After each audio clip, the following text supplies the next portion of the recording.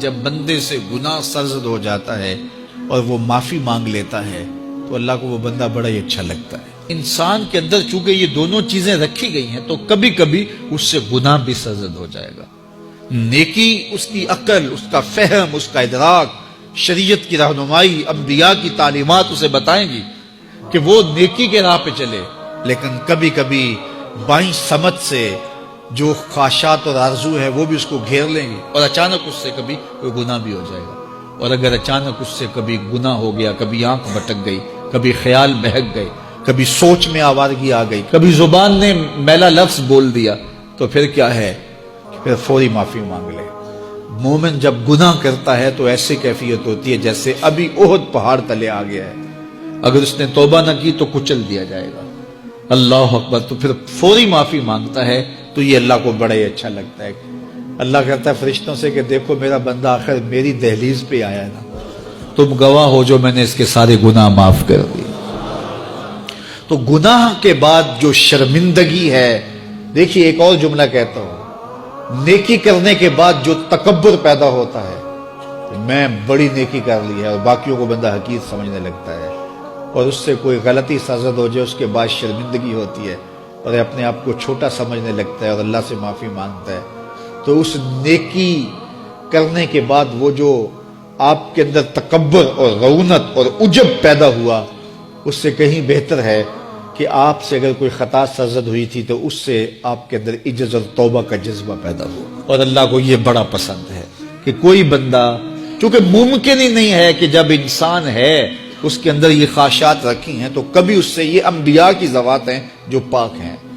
باقی کبھی کچھ خطا سرزد ہو جائے گی، اس سے معذرت کر لے۔ آپ نے نام سنا ہوگا ایاس کا، محمود غزنوی کا بڑا محبوب وزیر تھا اور بہت زیادہ بادشاہ اس سے محبت کرتا تھا، تو آیان سلطنت جلتے تھے، تو بادشاہ گاہے گاہے کوئی ایسا منظر ان کو دکھلاتا کہ اس سے میں خاص پیار کیوں کرتا ہوں۔ ایک دن بادشاہ کے ہاتھ میں موتیوں کی بھری ڈبیا تھی اور محل کے اندر یہ ایک حوض تھا، تالاب تھا، تو اس کے اندر اس نے وہ سارے موتی پھینک دیے۔ شفاف پانی اور نیچے فرش پہ پڑے ہوئے موتی نظر آ رہے ہیں، تو اس نے ایک وزیر کو کہا کہ یہ موتی نکال کے لاؤ اور سنو اپنا لباس اور اپنا بدن نہیں بھیگنے دینا۔ تو سب نے کہا یہ کیسے ہوگا کہ موتی بھی تہ سے نکال کے لائیں اور بدن بھی اور کپڑے بھی نہ بھیگیں؟ تو دوسرے کو کہا، اس نے کہا حضرت یہ کیسے ہوگا، یہ شرط ہٹائیں تو پھر میں نکال کے لاؤں۔ جب بات آئی ایاز کی تو ایاز نے فوراً چھلانگ لگا دی، موتی پکڑے، ڈھونڈے، ہتھیلی میں لیے اور کانپتے ہوئے بدن کے ساتھ بادشاہ کے سامنے پیش ہوا۔ حضور یہ لے لیجئے۔ بادشاہ غصے میں تھا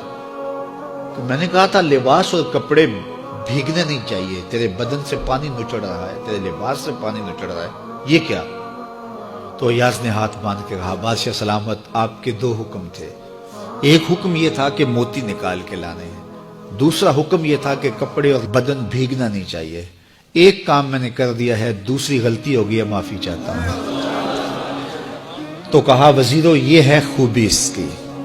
تم نے کہا ہم کیسے نکال کے لائیں، اس تالاب میں اتریں گے تو بدن تو بھیگے گا ہی بھیگے گا۔ تو کہا جب شہوات دی گئی ہیں، خواہشات رکھی گئی ہیں، آرزویں دیوانی ہیں، اور پھر اس کائنات کے اندر رہ کر کے حضرت انسان کبھی تو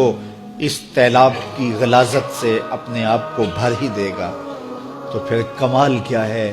کہ نیکی کے پھول پیش کر دے، سجدے کے موتی پیش کر دے، رکوع اور قیام کے موتی پیش کر دے، ہمدردی انسانیت کے ساتھ پیار کے موتی پیش کر دے، سارے موتی پیش کرے، پھر مالک کا جلال کہ تیرے کپڑے کیوں بھیگے، یہ گناہ کیوں کیا، یہ گناہ کیوں کیا، ہاتھ جوڑ کے کہے مالک اس کی معافی مانگ، تو اللہ تعالیٰ پچھلے گناہ نہ صرف معاف کرتا ہے بلکہ ان گناہوں کو نیکیوں میں تبدیل کرتا ہے۔